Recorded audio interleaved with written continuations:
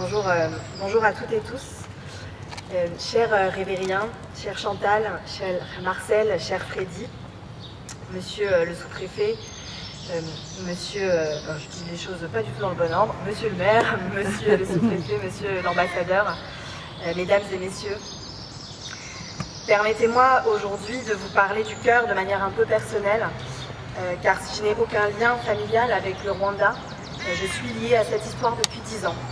Et c'est avec énormément d'émotion que j'introduis ce moment que nous partageons et je remercie le maire, monsieur Nicolas Mayer-Rossignol, cher Nicolas, de me donner la parole ce matin. Ce n'est pas forcément conforme au protocole, mais c'est vraiment extrêmement apprécié, et donc je t'en remercie. Il y a un peu moins de 10 ans, en juin 2014, alors que j'étais présidente du mouvement des jeunes socialistes, je faisais la rencontre de la jeunesse rwandaise au Rwanda, avec un groupe de 10 jeunes responsables politiques français dans un voyage organisé par l'EGAM. Sur les collines de Bicécéro, à l'époque, j'ai eu l'immense honneur d'assister à des commémorations aussi déchirantes qu'elles furent une leçon de dignité pour nous toutes et tous.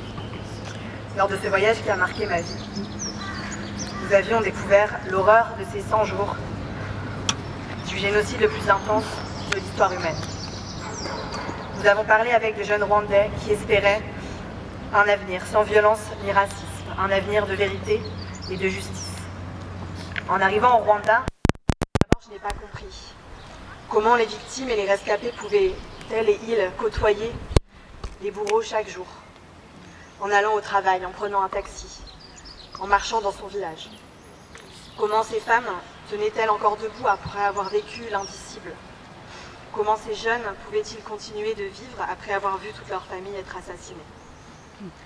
Comment cette société était, malgré l'horreur encore si récente, devenue aussi vibrante, aussi joyeuse même à certains égards, aussi rapidement, aussi dynamique sur le plan économique et intellectuel, cela a été souligné par le maire. Et c'est en rencontrant les Rwandais que j'ai compris que pour se relever d'un tel drame, on ne peut que regarder vers l'avenir. Et que cet avenir, il fallait bien le regarder ensemble. Après avoir fait justice autant que possible. Mais il n'y avait tout simplement pas d'autre solution. J'ai compris qu'il avait été décidé de s'en remettre aux générations nouvelles et futures pour construire un avenir dans lequel l'ethnicisation artificielle des groupes sociaux du pays, fruit de la colonisation et au cœur de la planification du génocide, n'aurait plus de réalité. Et j'ai été frappée par la force inouïe de cette résilience, qui était en même temps totalement nécessaire, sans rien enlever à l'exigence de justice et de vérité. Mais l'avenir pour de nombreux Tutsis et rescapés du génocide, ce fut aussi de quitter le Rwanda, pour échapper à la mort, pour échapper à la peur, pour échapper aux souvenirs, de partir et parfois d'arriver en France, à Rouen. Et ce fut le cas pour un grand nombre de personnes qui sont présentes ici aujourd'hui. Pendant de nombreuses années, la France a fait silence sur cette histoire, à bien des égards. Dans notre pays, pourtant très lié au Rwanda, la commémoration du génocide contre les Tutsis du Rwanda est récente. Encore très peu de lieux de mémoire existent. Et c'est d'ailleurs le sens effectivement de ce débat des mémoires, mais comme tu en as déjà parlé, Nicolas, je ne m'étends pas dessus, mais l'objectif de ce débat, c'est de faire en sorte que la mémoire que nous avons à Rouen, dans notre espace public, elle reflète la France du XXIe siècle. Et qu'elle ne s'arrête pas parce qu'on a arrêté de mettre des statues, des panneaux et des noms, et qu'elle ne s'arrête pas, et qu'elle continue de vivre et de se transformer. Et effectivement, cette stèle aujourd'hui, c'est le témoignage que cette histoire aujourd'hui, nous voulons la prendre en compte, nous voulons qu'elle soit connue. Et nous voulons que sa mémoire, effectivement, se diffuse, parce qu'elle fait partie de notre territoire, comme vous toutes et tous faites partie de notre territoire. Mais il est indéniable qu'en France, depuis 10 ans, nous avons fait un chemin. Nous avons fait un chemin, et quel chemin?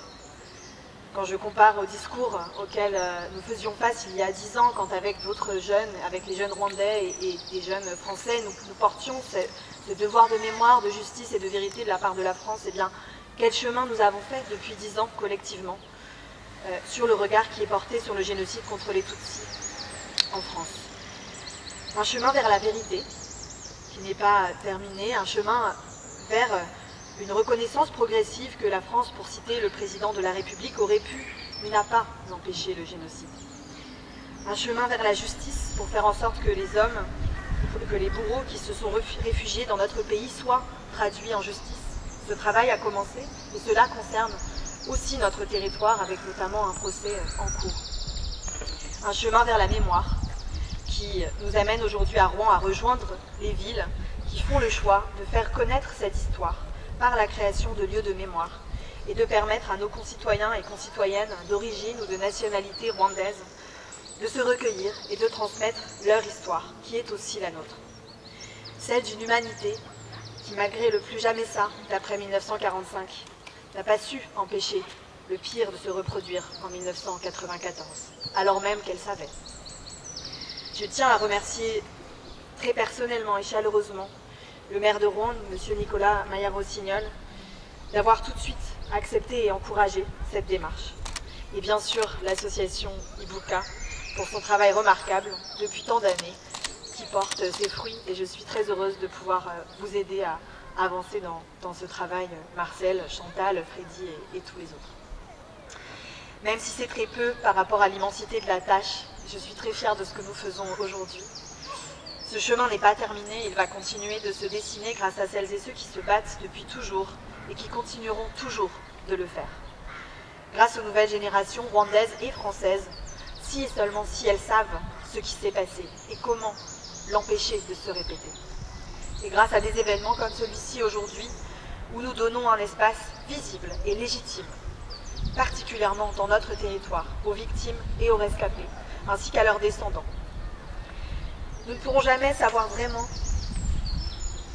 nous ne pourrons jamais connaître ce que vous connaissez, nous ne pourrons jamais savoir, mais nous reconnaissons votre souffrance, nous faisons le choix de nous tenir à vos côtés et de faire vivre cette mémoire ensemble.